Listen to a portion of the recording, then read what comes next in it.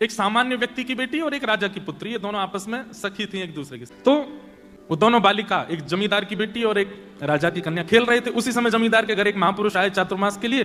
तो संत अपनी बढ़िया ठाकुर जी निकाले, उनका सिंहासन रखें, उस पर शालिग्राम भगवान को विराजमान करें, पंचामृत अभिषेक करें। अब ये दोनों कन्या द्वार पर खड़ी खड़ी देख रही थी और फिर इन दोनों ने एक दूसरे को देख के बोला, ये वाला खेल हम भी खेलेंगे, ये खेल बहुत अच्छा है। इत्र से भगवान को बिल्कुल चिकने कर दो, तुलसी तोड़ के लाओ चढ़ा दो, पुष्प तोड़ के लाओ चढ़ा दो, फिर उनके 2 तिलक ऐसे लगा दो, आरती कर दो, फिर भोग लगाओ, जैसे हम खाते हैं वैसे इनको खिलाओ।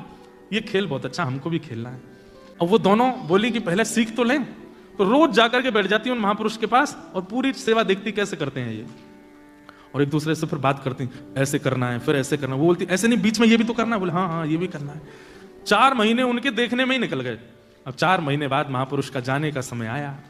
जैसे ही जाने को तैयार हुए तो अपने ठाकुर जी समेटने लगे। सुबह सुबह दोनों लाली आई, आकर के जैसे देखा ठाकुर जी उठा के बक्सा में धरे जा रहे हैं। दोनों रोने लगी, बोले ये क्या हो रहा है? ये महाराज जी जा रहे हैं। इतना रोई फूट फूट करके उन महाराज जी के चरणों में छोटी छोटी लाली। वो बोली महाराज जी आप चले जाओ, पर अपने ठाकुर जी हमको दे जाओ, हमने पूरी सेवा सीख ली इनकी। हम पूरे 4 महीने हम यही तो करती थी कि आप कैसे करते हो। तो महाराज जी मेरी छोटी सी लाली है, 4-5 साल की, दोनों की आयु, कैसे करेंगी सेवा? आप हमसे पूछ लो, एक एक बात हमको पता है। सुबह इतने बजे उठाना है, फिर उसके बाद ठाकुर जी को दूध का भोग लगाना है, दूध के भोग के बाद फिर उनको गर्म जल से स्नान कराना है, फिर पंचामृत से स्नान कराना है, फिर शुद्ध वस्त्र से पहुंच करके इत्र लगाना है, फिर तिलक लगाना है, फिर उसके बाद ठाकुर जी को तुलसी अर्पित करनी है, फिर पुष्प चढ़ाना है, फिर भोग बना करके पधराना है। सब आता है हमको, आप अपने ठाकुर जी हमको दे जाओ। और कोई अपने ठाकुर जी कैसे दे सकता है? महाराज जी तो परेशान हो गए, बोले ये क्या होगा? तो महाराज जी बोले बड़ी विडंबना। तो वो जमींदार आ गया, बोले महाराज मेरी बेटी को ना दो चलेगा, ये दूसरी राजा की बेटी है, अगर इसको नहीं दिया आपने और इसने जाके कहीं शिकायत अपने पिता से कर दी तो आप भी जानते हैं कि राजा की कहां तक पहुंचे, अगला चातुर्मास देख नहीं पाओगे आप। तो बोले हम तो गलत फंस गए। और बोली सुनिए, अगर आपने राजा की कन्या को दे दिया और मेरी कन्या को नहीं मिले तो फिर इन दोनों में वैसे कलेश चलेगा, तो राजा मेरी पुत्री और मुझको नगर से बाहर कर देंगे। बोले तुम जब तक यहां रहोगे कलेश करेगी तुम्हारी बेटी की, मुझे दो तो तुम भी बाहर जाओ, और हम महाराज सब बिगड़ जाएगा, ठाकुर जी तो फिर आ जाएंगे जीवन में, इनको दे जाओ हमारी बेटियों को। संत बोले ये कोई ऐसी खिलौना है, दे जाओ? मैं कैसे 50 साल से सेवा कर रहा हूं मैं इनकी, ऐसे कैसे दे जाऊंगा? तो बोले आप ही सोच लो फिर क्या करना है। तो संत बाहर से शालिग्राम जी जैसे दिखने वाले 2 पत्थर ले आए और पत्थर ला करके वो पत्थर रख दिए सिंहासन पर और अपने ठाकुर जी उठा के धर दिए नीचे सामान्य सी चौकी पर। दोनों कन्याओं को बुलाया, बोले इधर आओ। कन्या आई, बोले अच्छा देखो ठाकुर जी कहाँ हैं? बोले ऊपर बैठे हैं। बोले नीचे वाले? बोले हाँ ये भी ठाकुर जी। बोले नहीं, ऊपर वाले जो हैं वो ठाकुर जी हैं, नीचे वाले जो हैं ये सेवक हैं। अब बताओ तुमको सेवक चाहिए कि ठाकुर जी चाहिए? दोनों कन्या बोली नहीं हमको ठाकुर जी चाहिए, सेवक नहीं चाहिए। तो महात्मा बोले ठीक है, तो सेवक मैं ले जाऊं? बोले हाँ आप ले जाओ, सेवक असली ठाकुर जी थे। तो सामान्य से पत्थर दोनों कन्याओं को दे दिए। कन्या बोली इनका नाम क्या है ठाकुर जी का? महाराज जी बोल गए सिलपिल्ले भगवान। तो सिलपिल्ले भगवान। अब आप सोचना, ना कोई संप्रदाय है, ना कोई पद्धति है, ना कोई नियम है, ना किसी भी प्रकार का क्रम है, ना भगवान असली के हैं, केवल सामान्य गली का पत्थर है। नामकरण गुरु जी कर गए।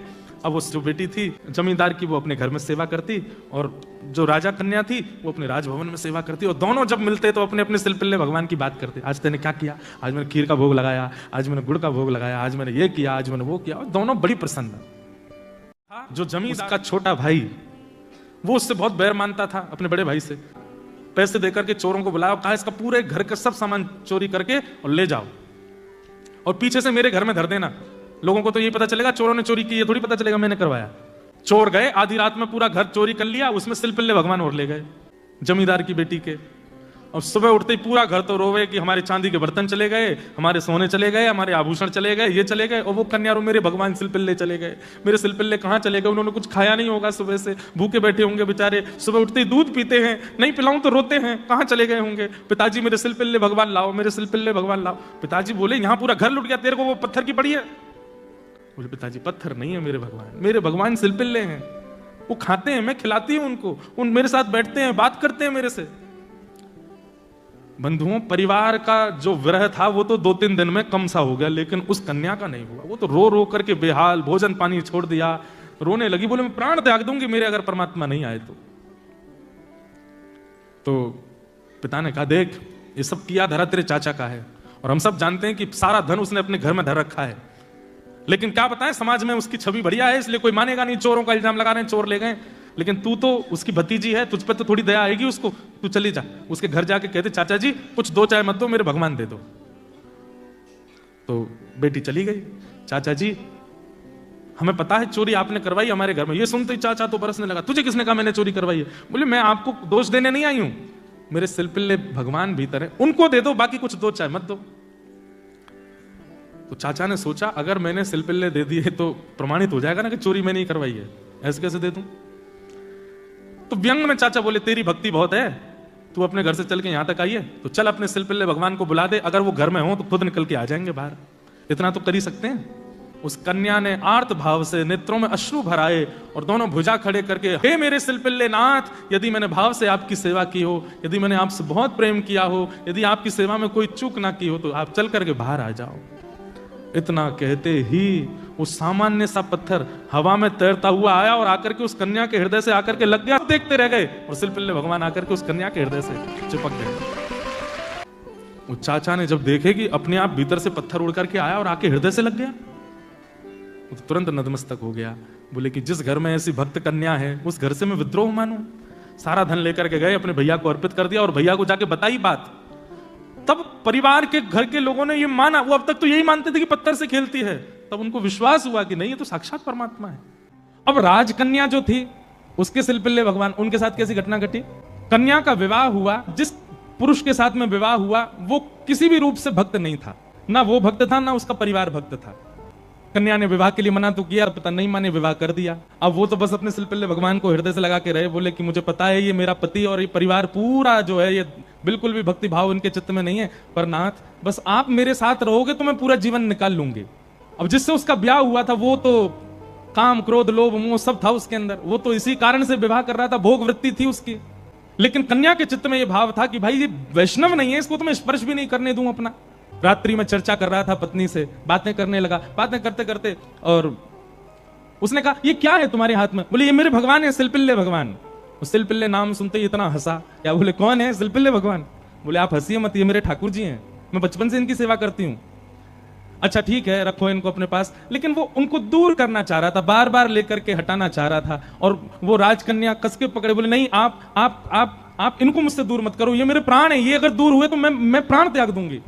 एक दिन, 2 दिन, 4-5 दिन बीत गए, लेकिन वो ऐसे ही रहे, सिलपिल्ले भगवान को हृदय से लगा के रहे। उसका यही था कि मैं पूरा जीवन इनके साथ नहीं रह सकती, पर आप रहोगे तो मैं रह लूंगी। एक दिन उस राजकुमार को क्रोध आया और उसने जब हट पूर्वक हाथ हटाए और वो सिलपिल्ले भगवान को खींच करके और बाहर एक सरोवर था, सरोवर में फेंक दिया। जैसे ही सरोवर में फेंका वो राजकन्या वहीं मूर्छित होकर गिर पड़ी। पूरा परिवार इकट्ठा हो गया, सब लोग सोचने लगे, बोले अरे ये क्या हो गया, इसके कहीं प्राण ना निकल जाए, पूरे गांव में हमारी निंदा होगी, इसके पिताजी बहुत बड़े राजा हैं, हमको कारागृह में डाल देंगे। क्या किया तूने? बोले कुछ नहीं, पत्थर लगाए, बैठी रहती थी, मैंने फेंक दिया तो नाटक कर रही है मूर्छा की। खूब प्रयास किया लेकिन होश में नहीं आई। जैसे तैसे होश में आई, उठते ही मेरे सिलपिल्ले कहां हैं, मेरे सिलपिल्ले कहां हैं? गोताखोरों ने जाकर के पूरा सरोवर ढूंढ लिया लेकिन ठाकुर जी नहीं मिले। अंत तो गत्वा वही सरोवर के किनारे हट गई और रुदन करते हुए बोली, हे मेरे सिलपिल्ले नाथ, यदि मैंने वास्तव में बाल्यकाल से आपको अपना प्रियतम मान करके भेजा हो, आपकी निष्ठा से सेवा की हो, तो आप कृपा करके मेरे पास आ जाना।